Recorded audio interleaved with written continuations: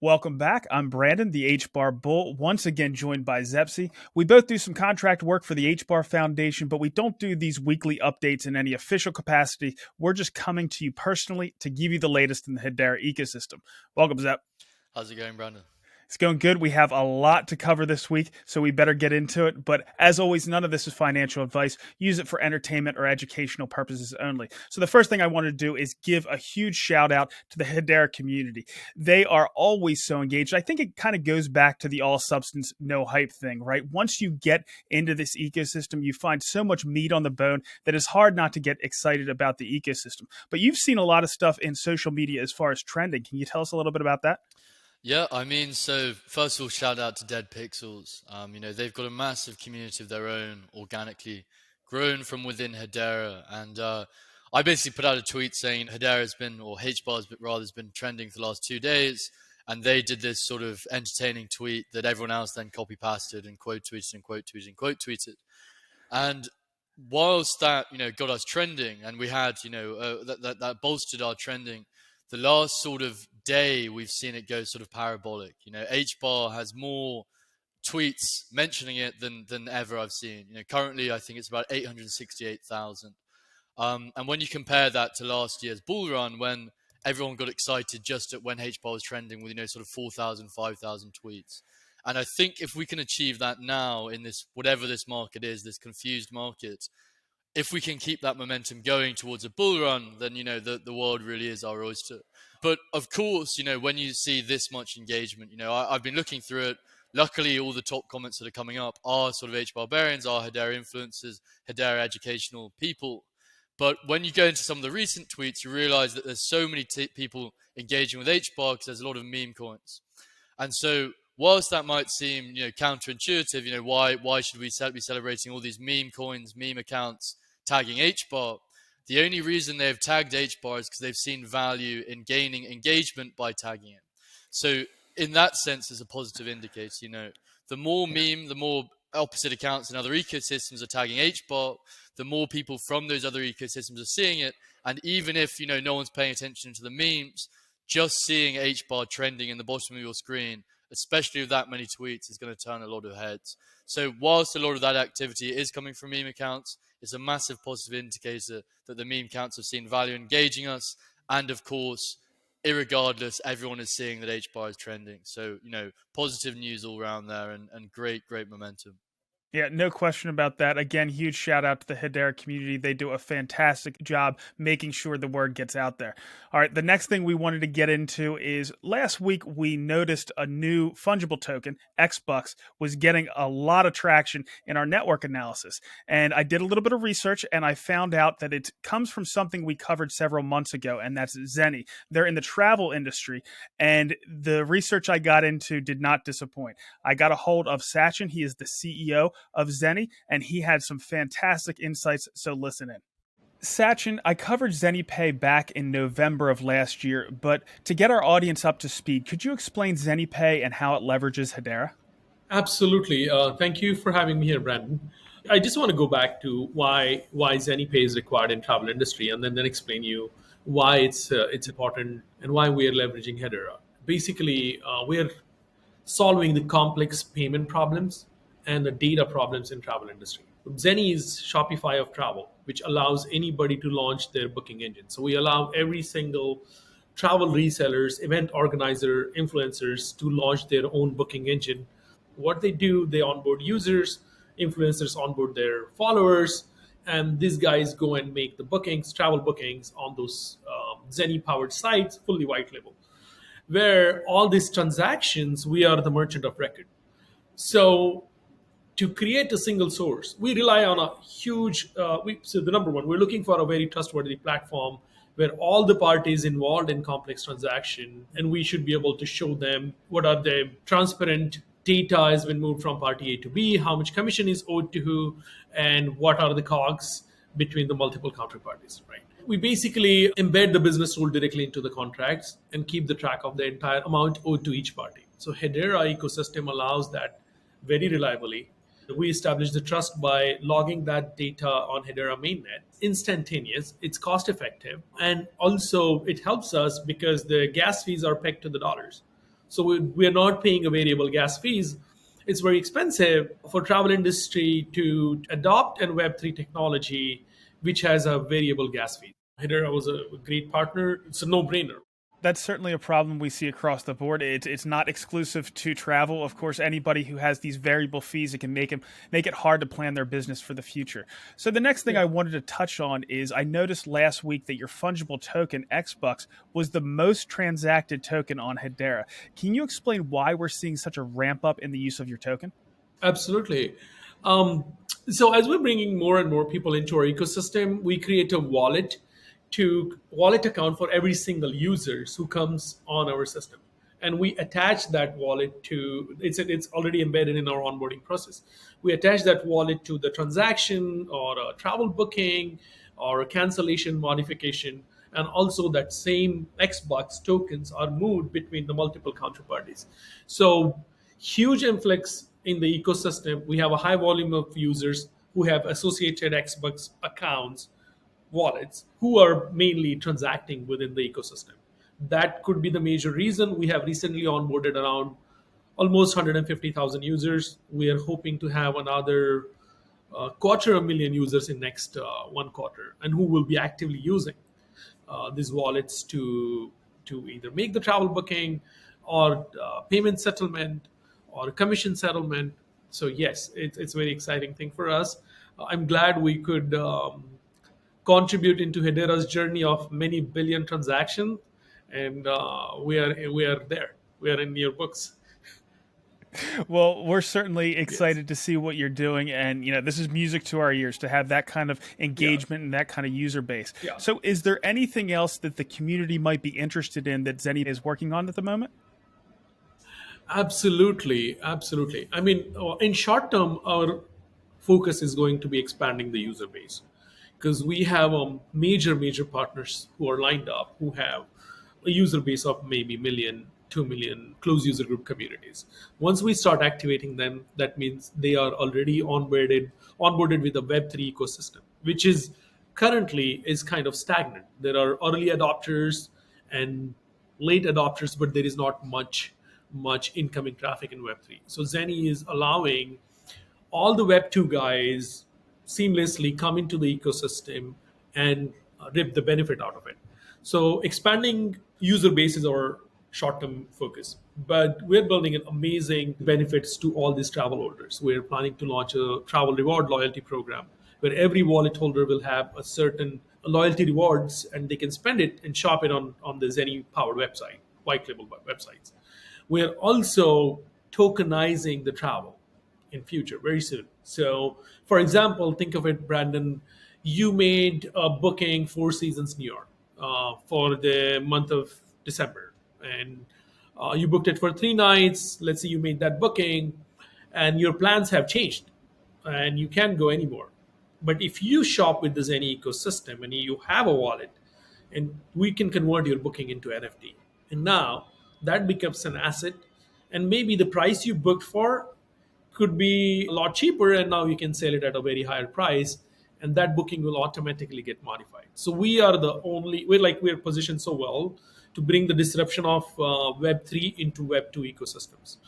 Most of the competitors or players who are talking about travel NFTs and all of that, either they're doing a digital images of the location, or something more on that space, not actual utility. What we're trying to do, and there are people who are trying to do the utility, but they're doing one hotel at a time. It will take so long for them to even get there, and nobody in Web2 is ready to learn and spend time and money to build the infrastructure required for all these new solutions, right? So we are basically at forefront. We are experimenting. It's going to be very exciting for the community to know that anybody who is a HBAR holder, a Hedera wallet holder, they will have an opportunity to participate in this economy. We're thrilled to bring all these pipelines to Hedera chain, and there are many exciting ideas which I do not want to share it right now, but there are more announcements coming up soon based on what I see. The current pipeline is pretty big. I just had a conversation with Christian Hasker from Swirlds Labs, and he said that there's three main verticals that he's most excited about, that he sees the most traction right now, and that's refi, that was tradfi, and the third one was consumer engagement, and that's exactly what you're focused on. So I think you're in a really good space. Sachin, thanks for coming on today, and we're looking forward to watching Xeni progress. Absolutely. Thank you very much for having me, Brandon. Great to hear from Sachin again there. And I think this goes into what we were saying last week, with Karate Combat coming out of their sort of building phase, getting that massive hype on market, getting all these new users, getting these new downloads, new eyes on the ecosystem. All of this goes back to the early stage investments that the HBAR Foundation made as the accelerator of the Hedera ecosystem. And of course, there's been, people have said, where is that activity in the past, and, where's that TVL, whatever it might be. But we're truly seeing all of these numbers now ramping up, which is just, patience is a virtue in this game, both in building but also investment. And so Xeni here again is a team that's been building quietly behind the scenes. They've been working with the foundation's tech team, building out their application, and now they're ready to come to market. And we've seen them take to the top of the leaderboards of the fungible tokens, masses of new users in. And again, this is only the start. They're going to partner with more businesses, partner with more organizations, and we're going to see them grow alongside us. And so, of course, the foundation has a lot to do. Every foundation has a lot to do in this, ever burgeoning or ever expanding ecosystem of Web3.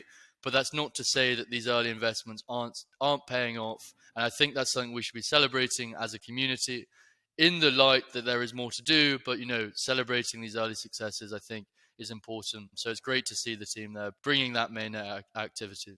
Well, I put Xeni in the same category as one of the sleepers, something that, we heard about, but we really didn't know what the impact would be. But now that they're actually on mainnet, they're putting transactions on the network, it starts to look pretty impressive, talking about 150,000 users right now, and then going to another 250,000 in the next quarter. That could really have an impact. It's similar to Fresh Supply Co., things like that, things that we may not have heard a lot about beforehand, but once they actually get going, it can really have an impact on the network. All right, another thing that could certainly have an impact on the market is, the whole CBDC space, fintech, everything along those lines. And we do have a update from EMTECH. So according to a recent press release, the West African Monetary Institute, WAMI, and EMTECH Solutions have unveiled a strategic partnership to monetize country-level and regional regulatory sandboxes, enabling the harmonization of heterogeneous fintech regulatory policies and frameworks across the West African monetary zone. The collaboration aims at strengthening financial integration across the WAMZ member states. Those states include Nigeria, Ghana, Sierra Leone, Gambia, Liberia, and Cape Verde. And of course, EMTECH's entire tech stack is built on Hedera. So the director of the West African Monetary Institute said, "Our collaboration with EMTECH marks a new chapter in our commitment to creating a unified financial landscape in the WAMZ and signifies a critical step towards achieving a more integrated and technologically advanced financial ecosystem in West Africa. We look forward to the positive impact this partnership will have on our member states and the broader West African region." And EMTECH's executive director in Africa said, "We are excited and honored to collaborate with WAMI to drive financial integration and economic development within the WAMZ. EMTECH's expertise in central bank digital currency and digital regulatory sandbox technology will support WAMI and WAMZ member states in fostering an environment conducive to financial innovation." And last but certainly not least, we have Carmel Cadet, the founder and CEO of EMTECH, saying, "The collaboration between EMTECH and WAMI aligns with our mission of making financial markets inclusive and resilient for everyone by modernizing central banking infrastructure. We're eager to work with WAMI to deploy solutions addressing local and regional fintech innovation and regulatory frameworks in the West African monetary zone. From the US to Europe, regulators need novel new tools. By joining efforts of WAMI, we're committed to work closely with all 6 member states and support them along this new journey of modern central banking in Africa. In EMTECH, they have a real partner for the long haul." So, Zep, the last thing that she said really resonates with me. She's there for the long haul. All of these things are not flashes in the pan. They might be a slow burn in the beginning, but they're going to continue to develop over time. What are your thoughts? like you said, these aren't a flash in the pan. And, we've been following EMTECH for probably about 2 or 3 years now. And just to see Kamel's sort of undying commitment to this cause in itself has been amazing. But clearly that passion, that enthusiasm, that dedication to driving financial inclusion in this area isn't going to slow down. And she's only generating more and more partners. And to be working with partners on this scale in a region like West Africa, whereby it's something that's very much needed, but also a ripe zone for that innovation. They don't have necessarily the old sort of infrastructure that's going to slow them down. They're there, they're open-minded, they want to drive these new fintech innovations, and they're there really, really looking forwards rather than sort of getting trapped in legacy systems. So all in all, I think very exciting to see that, exciting to see it picking up pace, and who better person could we have representing both the Hedera ecosystem, but also EMTECH in West Africa than Carmel. It's the hope of blockchain and DLT technology in general. It's unlocking the economic potential of billions around the world to help the prosperity of everyone. All right, Zep, it's time for one of our hard left turns. We're going to go from the CBDC realm into the sports world with a brand sponsorship from the HBAR Foundation that was just announced with Sporting Crypto. Can you give us some more information? Yeah, so Sporting Crypto is the #1 newsletter at the intersection of Web3 and sports business.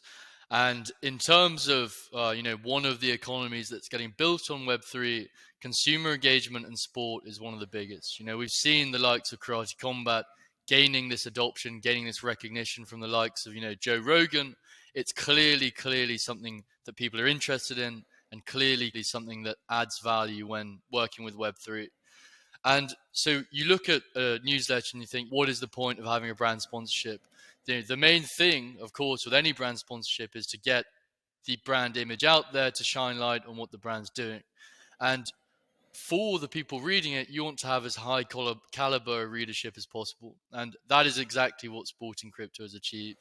So having spoke with Pat, the founder, he said that they're working with the likes of the NBA, the Premier League, Candy Digital, Amazon Web Services, Dapper Labs, Google, MasterCard, Apple, Twitter, and so on. These are all senior figures at these organizations reading this newsletter. So in terms of the clientele that we're getting brand exposure to, it couldn't really be much higher. And I know that Pet is doing these in-person events, and the first event he's got coming up is with the creator of Rockstar Games, i.e. the man behind Grand Theft Auto, Red Dead Redemption, and so on. So he's got these industry contacts. They're going to be shining a light both on our brand, but also our ecosystem.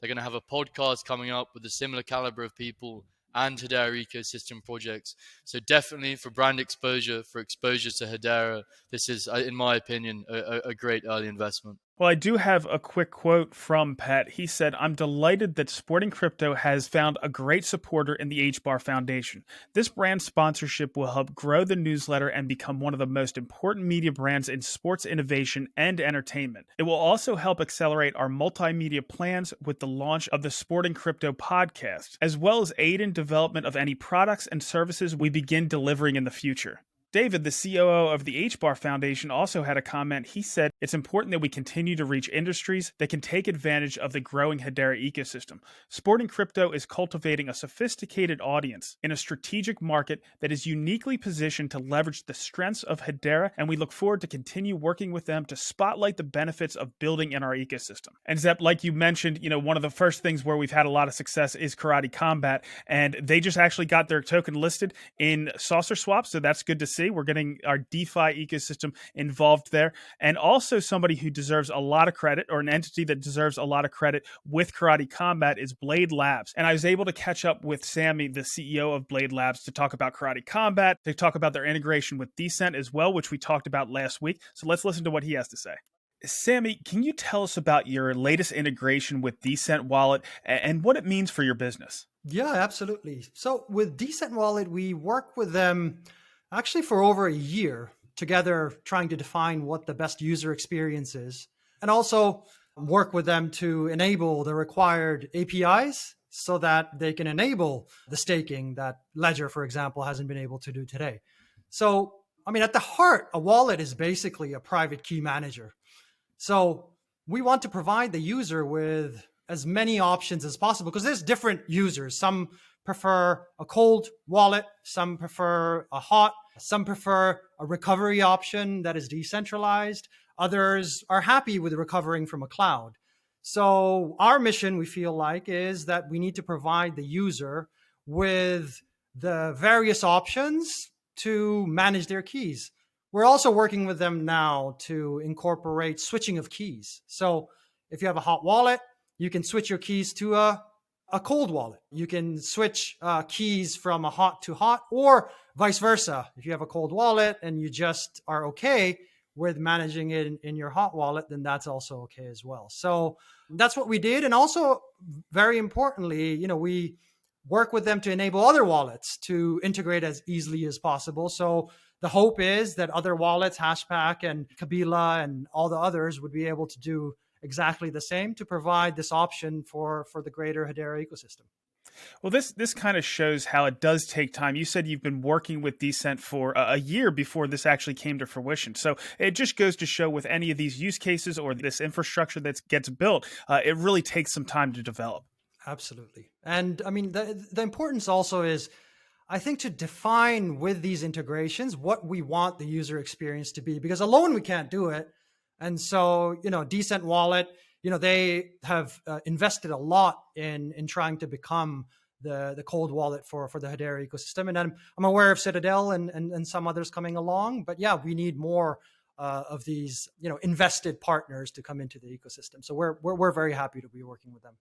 The more options, the better. So the other big story we've seen recently has been, of course, Karate Combat. I've been super impressed with Karate Combat's strategy and, of course, their product in recent weeks. Can you explain Blade's involvement with their recently upgraded app, which, of course, includes the up-only gaming for their fights and support for that native HTS karate token? Yeah, absolutely. So that's also another partnership that we've been working for over a year. Again, starting with defining the user experience. And I mean, if you use the app, you download the app, you click a button, and the token is dropped. So it's a very clean user experience, but actually there's a lot going on under the hood. Like at the heart of it are tools. So they use our SDK. So if you go to their app, you go to their wallet, on the bottom, it says powered by Blade Wallet. Essentially, we provide them with the SDK.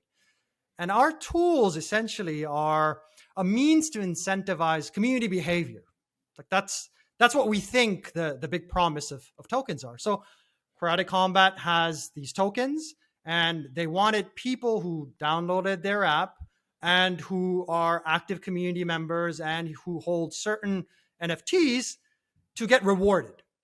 So under the hood, we have authentication going on because we want to make sure that there are limited amounts of Sybils as possible. In other words, one app, one drop. We also had to make sure that the drop itself went as smoothly as possible, the claim process. So there's association going on, there's crypto create going on. And also we wanted to make sure that Hedera can handle the throughput. So as you saw, the account creations were through the roof. So we had to come up with a mechanism where we pool accounts in advance to overcome some of the throttles that Hedera has. All of those things are basically going on under the hood. And one of the most important things we think is configurability. So what that means is right now I can replace the karate token with another token that they can auto-associate with. We can increase the rewards, decrease the rewards. So all of these things we can do real time. And that allows Karate Combat to engage their community in a more meaningful way and add rewards, change rewards, and so on and so forth. So, Sammy, you've had some huge integrations, whether it's Decent, Karate Combat, LG Art Lab, Slime World. There's been a lot of success here, but what are some of the other things that Blade has in the works that we should be excited about? What we're doing is a holistic strategy. So on the enterprise side, whether it's 1 to 11 or Karate Combat or Slime World or, Koala Hash, there's many LG Art Lab. We want to provide them with tools that they can use to incentivize community behavior. Airdrops, NFT gating, all of those things are what we provide them through our SDKs and wallet so that they can get that engagement. So that's our core use case. Now, we would like them to either use our SDKs or they can do these campaigns just by connecting the wallet, because any of this behavior, you need a wallet, right? You need some place to drop all of its value. Now, once these enterprises use the wallet to get users on board, we also want the destination, which is our wallet, to be a place where the user can do as much as possible and the experience be as seamless as possible. So Decent Wallet is an option for increased security. Some of the other things that we're doing, and this I don't think is announced yet, maybe it'll be announced by this time when this video is launched, but we've reached over 1 million accounts, I think 1.1 million so far.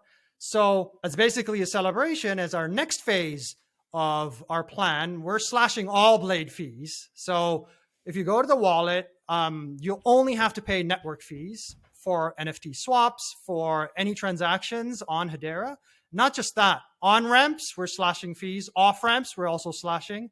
We also have on-ramp, off-ramp, and DeFi aggregators that we're putting in place. What that means is if you're a user, you come to the wallet, you will get the cheapest price to buy a token, to sell a token, to send it to your bank account, to switch keys, and any transaction that you might want to do. And the reason why we're doing that is because we essentially want to start a flywheel.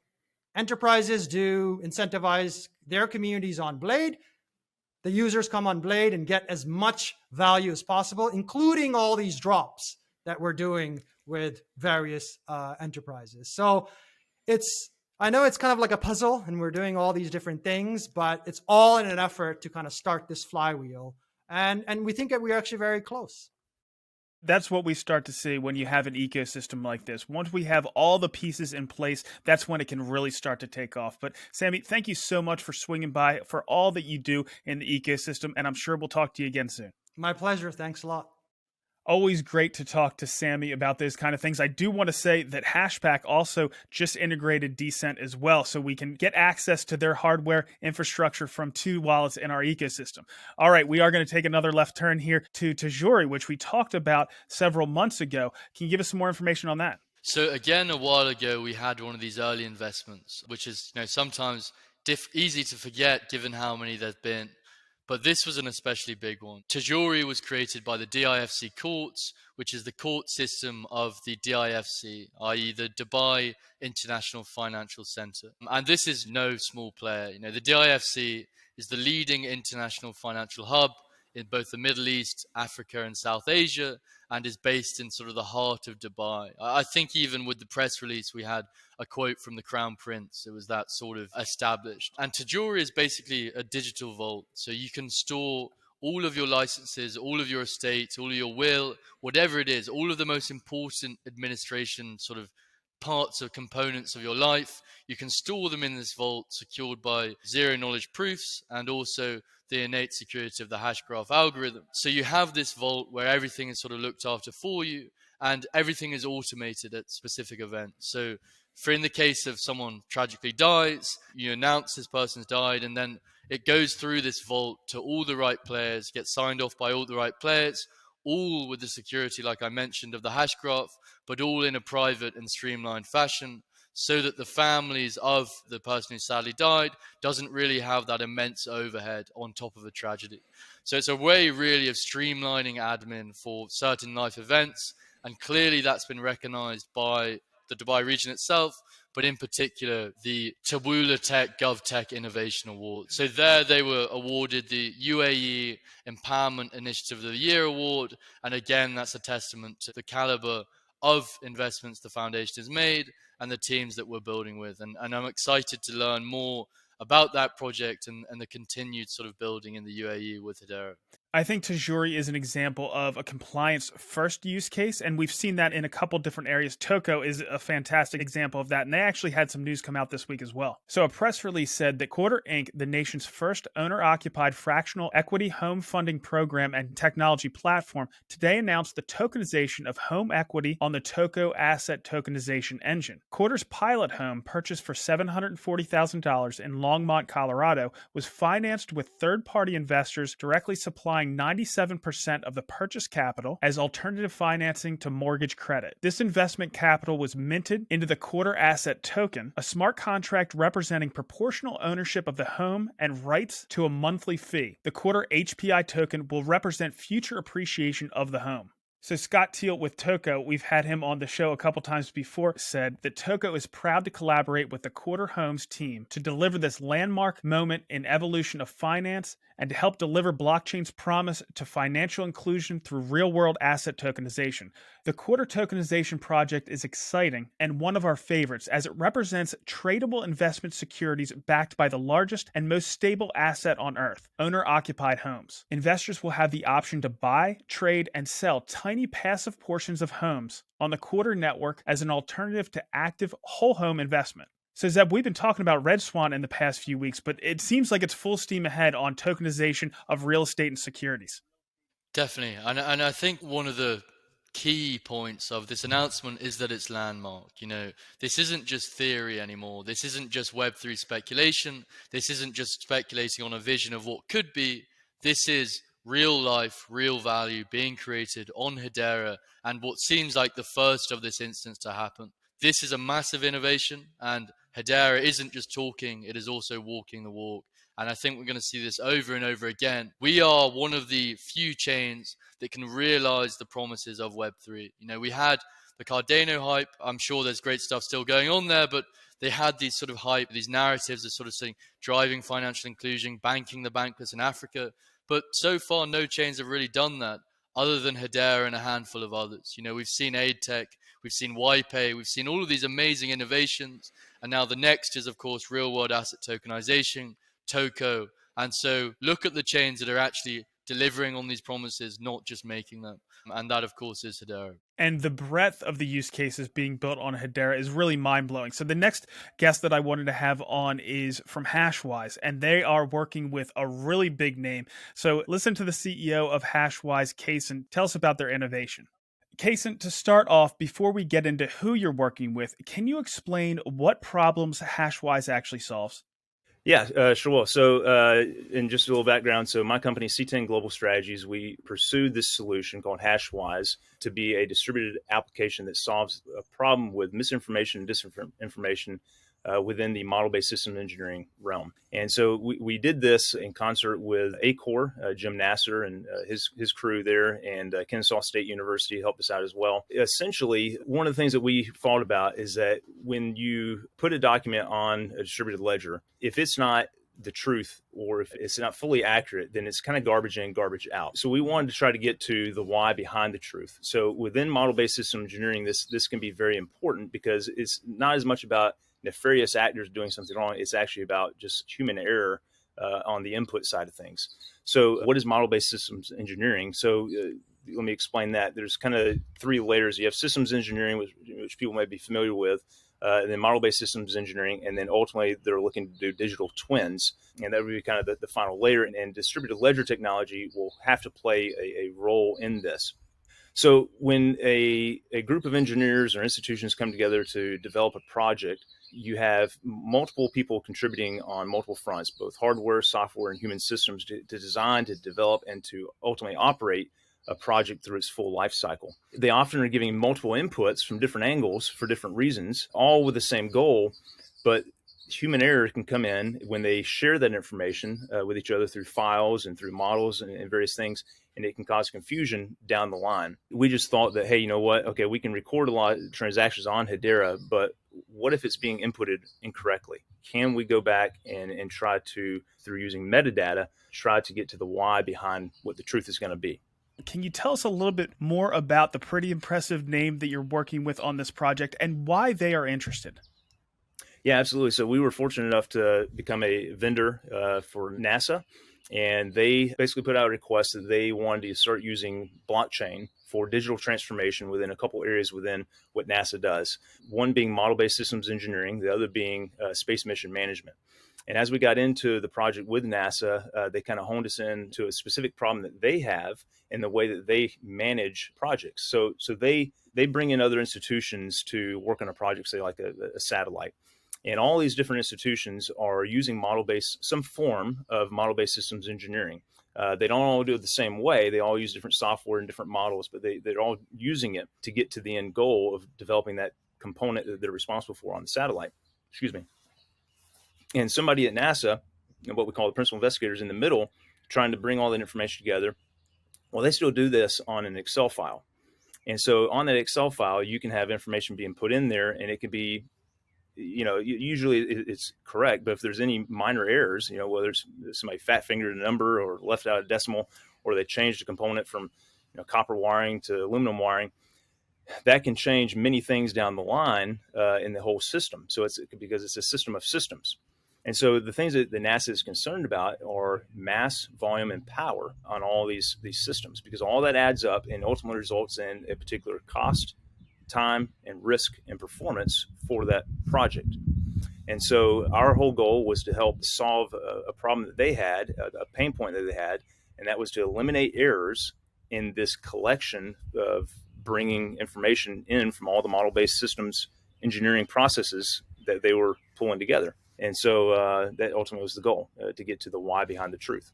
Sure. So you have all these components, all these that go into, we'll say a satellite or something along those lines, and they're always updating what the components are because they're making different decisions. And what Hashwise will do using Hedera will add trust to that by giving that metadata for each change that's made. Is that correct?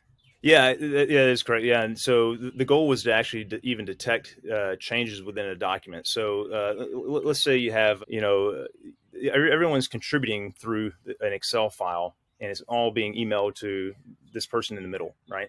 And they got to make sure they have the right version. And if it was not the right version, hopefully using Hashwise, it would help detect some of those changes, and then it would require a response from the user to input additional information so they would know, okay, yeah, I changed that number because of XYZ, or I changed that component because of XYZ.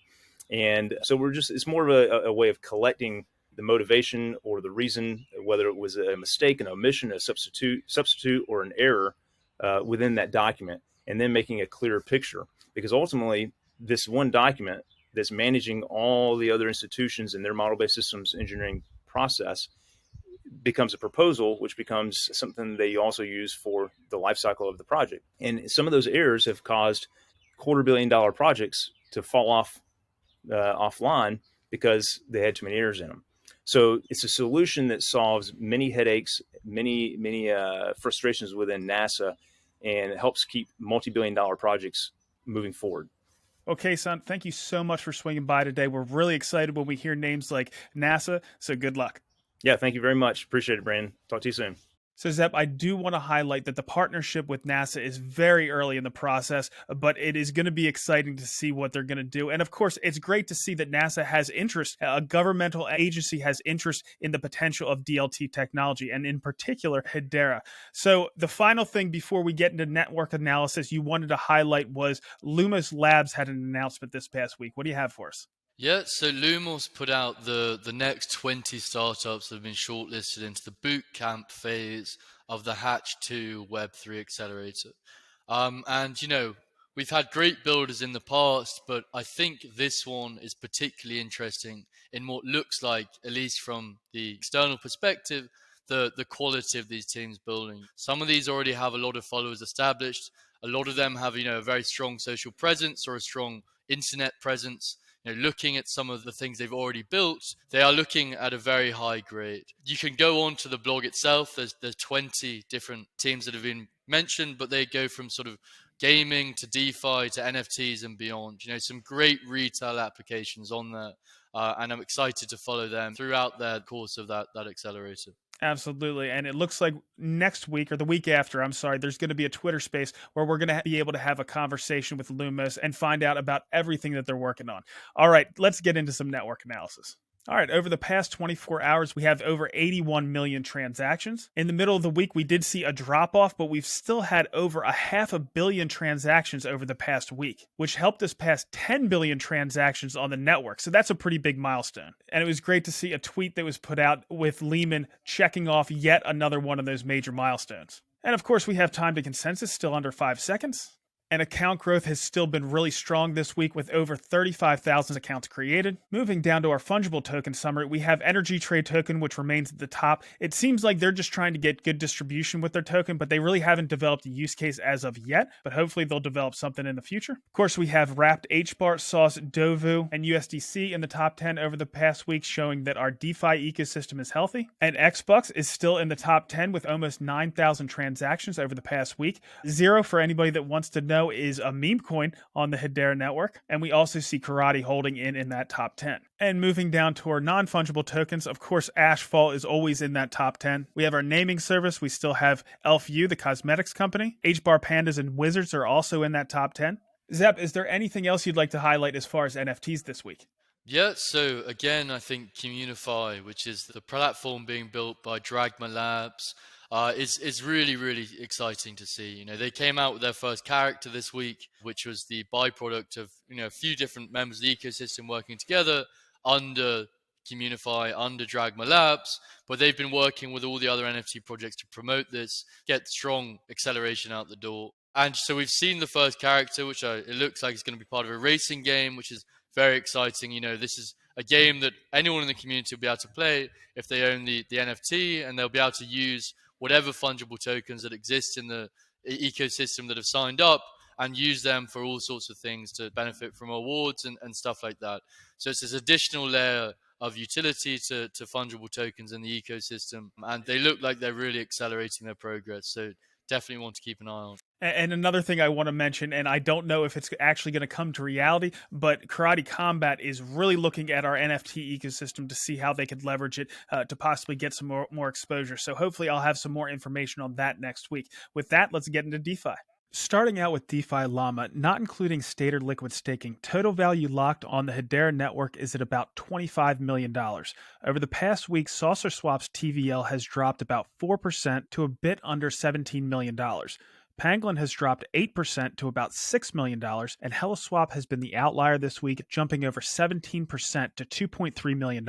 I'll try to find out the reason behind that pop for next week. Moving over to farming rewards on some of Saucer Swap's popular trading pairs, HBAR HBAR is at about 12%, HBAR Sauce is at 27%, 28% on HBAR USDC, and 57% on HBAR Karate. The average returns on Pangolin are 17% on HBAR xHBAR, 70% on HBAR USDC, and 330% on HBAR PBAR. You'll also notice that my return on HBAR USDC is slowly creeped up over the past week after I had to withdraw liquidity and start over from zero. Moving over to HBAR, crypto, and the broader markets, starting with macro, the uncertainty around the debt ceiling was relieved when a deal to raise the limit was struck. This caused a relief rally midweek. One of the issues with this is the Treasury is going to have to raise hundreds of billions of dollars to refill their coffers. If yields rise, as might be expected, it will drain liquidity from other markets, putting those markets under pressure. Still, in the short to medium term at least, it's certainly better than the threat of default. On Friday, we got a jobs report that beat expectations pretty soundly, and initially risk assets dropped, but after the initial drop, risk assets recovered sharply, and at the time of recording, we're mainly seeing green. Nothing spectacular out of Bitcoin though, which is up about 0.2% on the day and up about 1% on the week. HBAR has generally underperformed, being off about 1.4% on the day and the week. We're sitting just above 5 cents, which is a key area of support. If we manage to bounce, I would eye 5.4 and 5.8 cents for resistance. All right, Zep, that's pretty much all we have. Is there anything else you'd like to pass on to the community? Yeah, I think there was a lot of positive indicators this week in terms of the health of our ecosystem and sort of the general word of the Hedera community. You know, we had, of course, Xeni come on. They talk about how they're really ramping up on mainnet. We saw us cross 10 billion transactions, which is, you know, unprecedented each time we cross this milestone, but a particularly massive one to really, really think about. And we've also seen awards be given to things like DIFC Courts and DLA Piper, the council member, come out with Toko. So it seems that all of these things are coming together from all different parts of the ecosystem, and they're all driving that HBAR momentum, that social engagement momentum. And of course, the more people we attract into our ecosystem, the more people that see that, the more value we can accrue within our ecosystem. And, you know, it'll further pump that sort of social engagement across media. So I think when we go into that next bull run, if we can keep up this momentum, I'm very excited to see where our ecosystem is going to go. Well, we're certainly moving in the right direction. One thing I want to say is if there's anything out there that you don't see us covering, let us know. We'll get in contact with anybody that's building in the space and more than happy to bring them on to tell us about what they're doing. Next week, we are going to get Sporting Crypto on. We're going to get Pet. We're going to hear about what they're building. I'm also going to do a Twitter space, I think, on Tuesday that's going to highlight how to use videos to enhance your business early on. We're going to get, I think Max Walker Williams is going to be on there. We're going to get a YouTube expert, Andrew Murdoch. He is a former Hedera alum that does YouTube consulting. And we're also going to get David Berlin from Blockchain Journal, who has a lot of experience in this space. That's pretty much all we have. We'll see you next week.